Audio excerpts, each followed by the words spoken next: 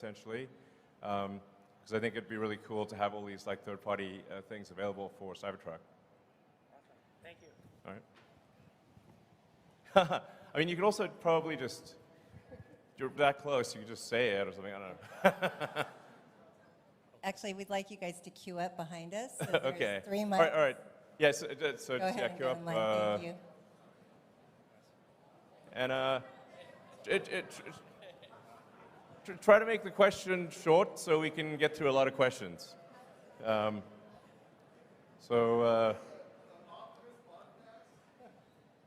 Maybe. Oh, you mean just like a Tesla team doing a podcast about Optimus? Oh yeah, sure. Yeah, you know, I wonder if maybe we could have sort of like an addendum after the earnings call, which is like a 30 minutes podcast on Optimus or something, like for those who are interested. Okay, I think we'll do that. So, Great. all right. Hey, Elon, thanks for doing this today. It's an awesome event. Thank you. Welcome. Thanks for coming. Hope you guys are having a good time. Yeah, having a great time. I'm pretty confident we have the funnest shareholders meeting by a long shot. Undoubtedly, yeah. It's amazing. So, So I'm really excited about a lot of things with Tesla. It's hard to pick a good question that is going to cover everything. But with the energy side of the business, I think it's hugely underrated. I mean, we got tons of problems California with rolling blackouts. Sure.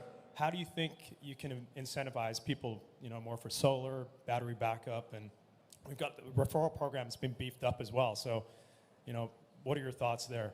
How we can get people on board?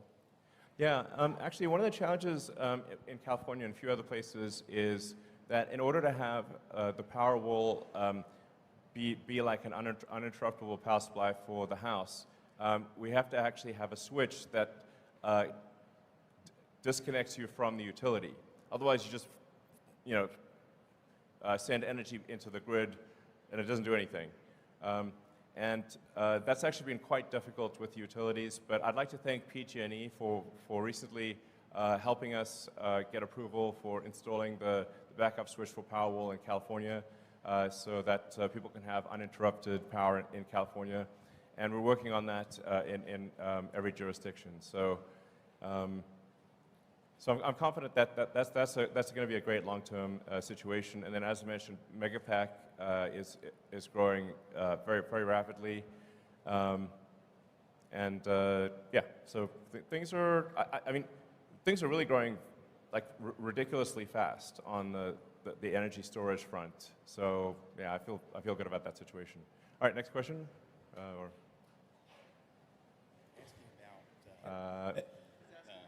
Great. Hey, Elon, a lot of people have just kind of been wondering, how are you doing? So just wondering, what's up? How you doing? How you feeling? We saw you were partying in Cabo recently, so just What, me? Must have been someone else. yeah, so how are you doing? Just human to human, how you doing? Well, I have to say, it's been a bit of a roller coaster situation. Like,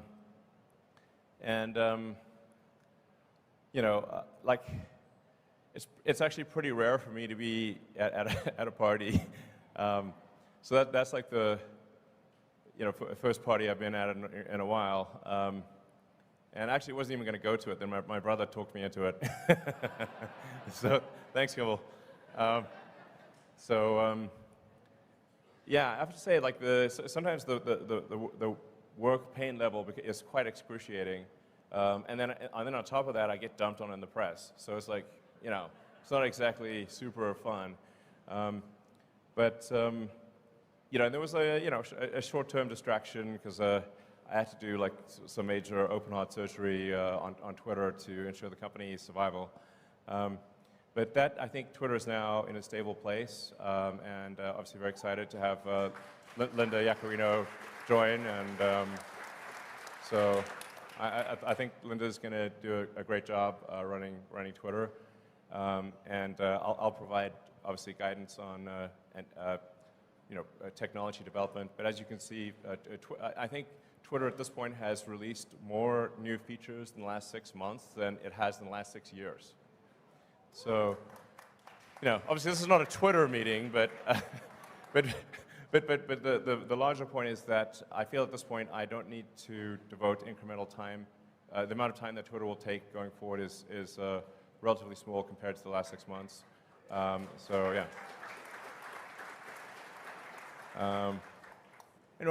Apart from like there's like some macroeconomic things that we can't do anything about, overall I feel very good about the health of the companies, and I'm increasingly optimistic about the future. Thanks for asking. It's kind of you to ask. So.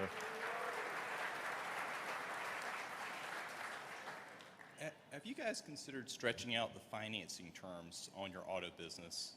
You talked about earlier, consumers don't necessarily look at the sticker price they're paying. All they're concerned about is monthly payment. Right. And one of the fundamental advantages of an EV is that it's substantially more durable. And so would you guys ever consider stretching terms out to 10 years, especially in this rate environment, given the shape of the yield curve? Extending the terms out that farther, you'd actually be capturing a lower cost of funds.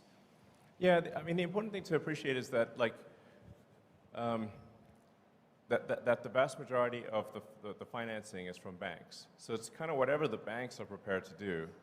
I mean, this year, I guess we'll do on the order of $100 billion of sales. And we don't have $100 billion in cash to finance that. So the vast majority of it has got to come from banks.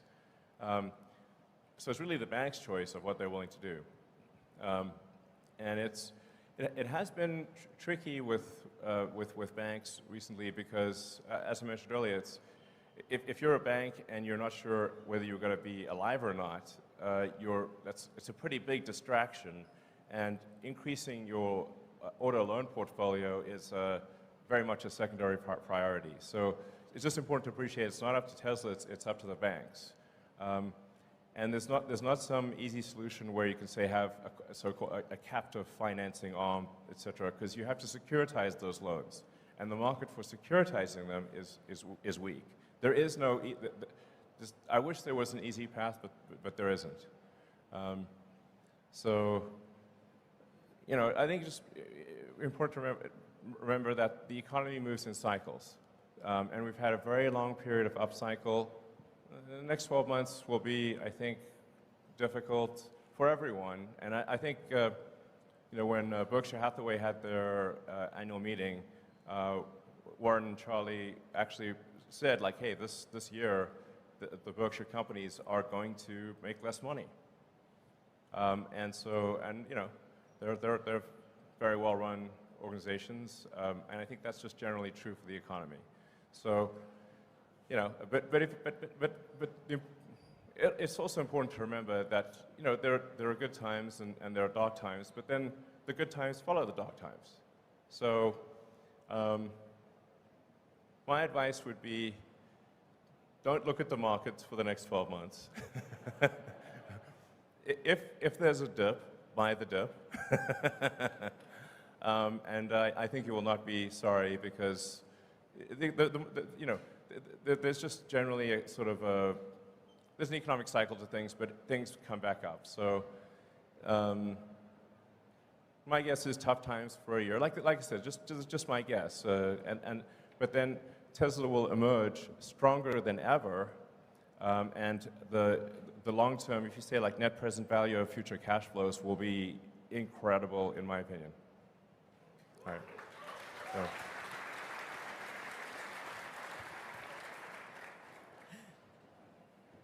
Hey, Elon, meet Kevin here. Hey, how's it going? Good, thanks. So Tesla is the largest position in my ETF, ticker PP, and that's for pricing power. Right. And I'm curious, I really think that some of the features that you highlighted here, like the over-the-air airbag deployments of improving the features, the safety features, are great things that we could be advertising. I know you've heard this many times before. I know you have. But sorry, go ahead, yeah. $525 off every car this year is half a Netflix's advertising budget. $1,000 is the entire Netflix advertising budget, and I see their ads everywhere. Why not advertise these things that you told us here? I feel like nobody else knows about this. I just talked to Gordo, the Tesla bear, and he's still talking about 2016 New York Times pieces. These people are in the past, man. That's like 7 years ago at this point. Yeah, I mean, that's what I'm saying. yeah.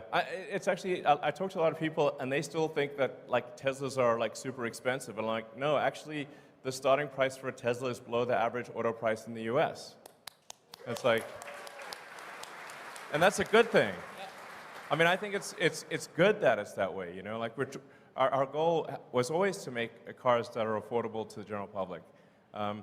So I hear you. I mean, I think, and it's indeed ironic that, you know, Twitter is like highly dependent on advertising. So, you know, here I am, it's like, you know, never used advertising really before, and now have a company that's highly dependent on advertising. So I guess I should say advertising is awesome and everyone should do it. but I think I hear your sort of larger point, which is that there are amazing features and functionality about Teslas that people just don't know about. So,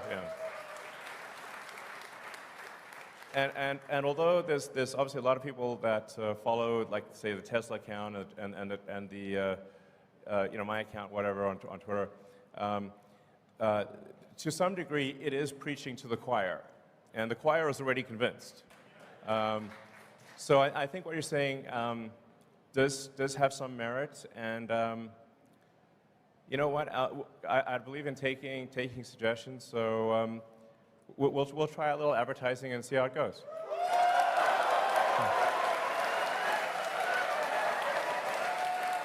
Okay. Okay.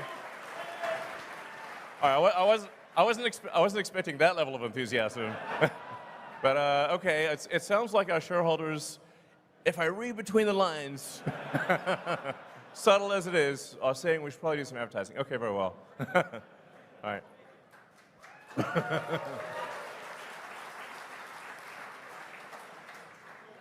Hi, Elon. Hi, Tesla.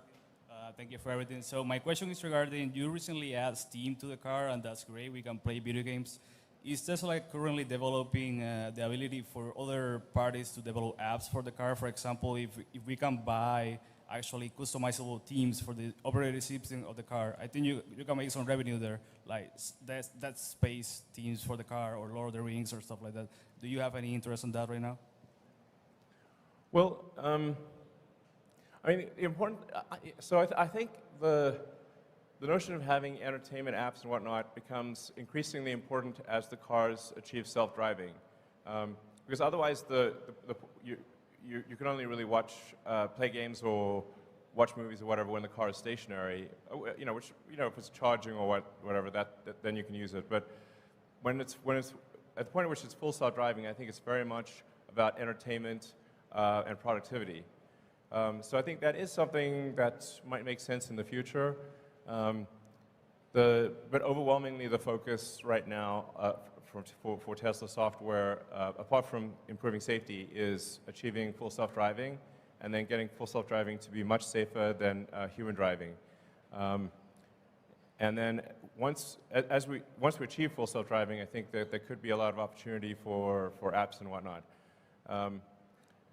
So, but you know, even in the car as it is today, for a Model S and X, we've made a sort of a full Steam integration.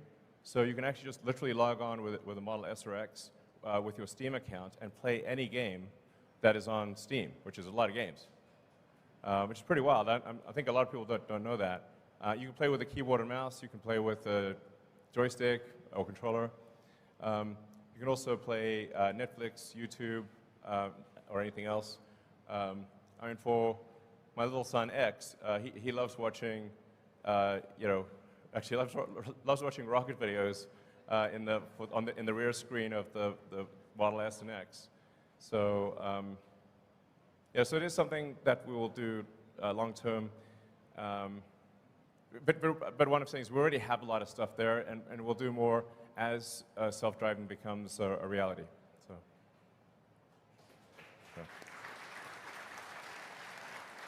Hey, Elon. I'm John, or Dr. Know-It-All on YouTube, and I don't know it all. But anyway, my question is, as you guys move completely or finish the transition in full self-driving from version 1.0 of the software to 2.0, what do you perceive of as the potential stumbling blocks after that? Because it seems like that's the major, kind of step change that needed to happen, and so you're almost done with that, and what happens after that? And also, please let me interview you about full self-driving. I'll spend 2 hours talking to you about just that. So, thank you. Well, one can really think about full self-driving as a sort of a march of nines of reliability.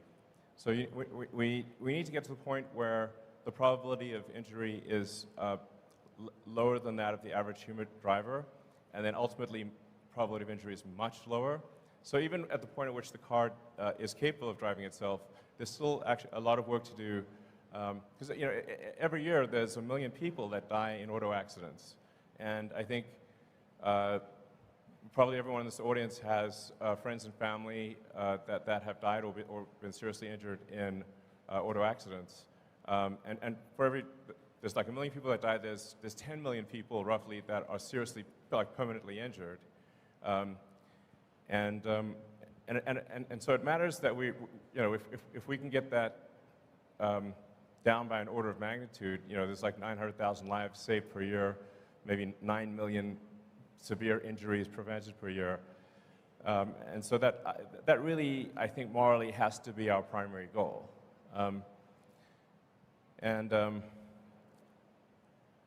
I guess I'm open to an interview on FSD. 2 hours is a long time, but okay.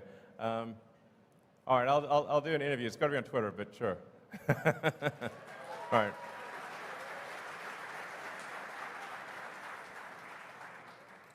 Hi, Elon. I'm Josh Phillips, long-term retail investor.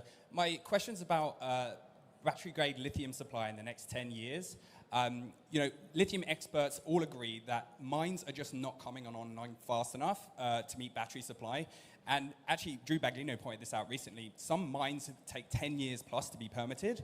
And even GM has actually announced huge lithium deals that will secure away supply from the rest of the industry. So what's Tesla's plans to get more supply of lithium at the mine level outside of refining, but also at a deeper level than a traditional offtake? Because as we know, he who controls the spice controls the universe. Sure.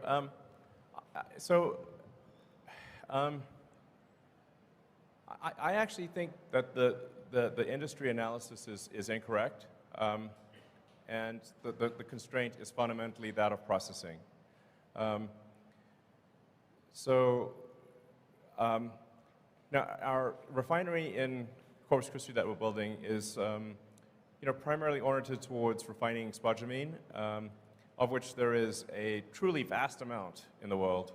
I think about 3/4 of our lithium comes from Australia. And frankly, you could increase the rate at which the mines are operating, and the limiting factor is not how fast can you mine, but how fast can you process. So the mines are only going to produce ore at the rate at which refineries can handle the ore, or it's pointless. So I think my opinion, and obviously I could be wrong about this, but is that it's really not about the lithium ore. Lithium is extremely common. Lithium is everywhere. In every country's got lithium. It's not like oil. So lithium is one of the most common elements on Earth.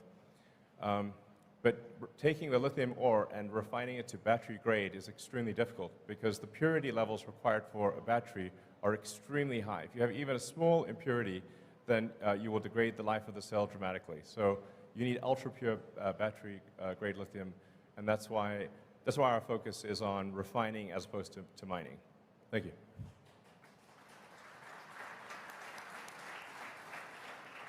Hi, Elon. Thanks. It's a great time here.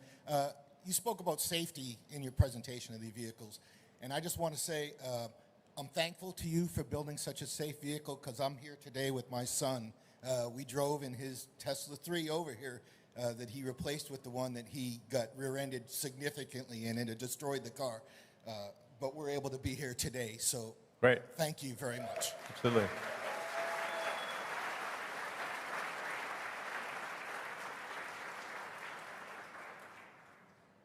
So, what's your way to look? There?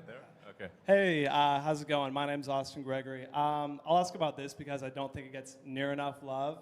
But I was wondering if there are any updates on the next-gen Roadster, actually. Yeah, I know it's sort of like the cherry on top and all that stuff. Yeah. You guys have a lot on your plate, if you've said before. But if there's any updates on like the release timeline, all that stuff, the SpaceX package, maybe. Yeah. That'd be amazing. Thanks. Totally fair and reasonable question. Where is that thing? We expect to complete the engineering and design of the next-gen Tesla Roadster this year, and hopefully but it is like as you alluded to, it's not even the icing on the cake. It's the cherry on the icing on the cake. So I wouldn't expect it to be like. It's definitely not going to be a huge contributor to revenue. It will be a modest contributor to profitability, but it will be sick. So, and there's some value to me running two companies because the next-gen Roadster will have the SpaceX option package.